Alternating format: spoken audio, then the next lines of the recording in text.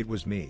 I was the user. So I'll try to keep this one short. I used to work as a software engineer at a shady startup. They were one of those work hard, play hard places, I guess, but I won't get into that. Basically, everybody in the office had wireless mice mouses. One day I was trying to figure out what I think had something to do with Lightning Web Components, the front-end framework used by Salesforce. So I'm just sitting there and suddenly, I can't move my cursor. I try all the usual things, like turning it on and off again, unplugging the receiver and plugging it back in, switching ports, etc. But I realized that nothing works. So the logical conclusion I came up with was that the mouse's batteries were cooked. So I come up to my team lead asking for new batteries and he says sure, accounting has all the spare batteries. I was relatively new, so he took me to the accounting people, through the snaking liminal corridors and shady spaces. Anyway, I got the batteries and when we came back, the mouse still wouldn't work. I played around with it some more. Then I realized that all this time, the mouse light was still working fine, even with the old,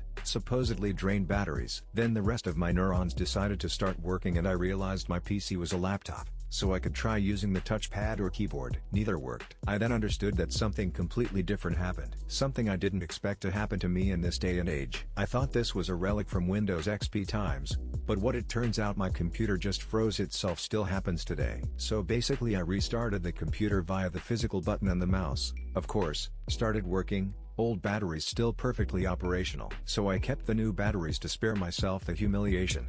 But from now on I'm not as skeptical when people say I don't know. It just stopped working on its own. So yeah, I don't usually post here, just lurk, but this time I had to do it, because I was the user.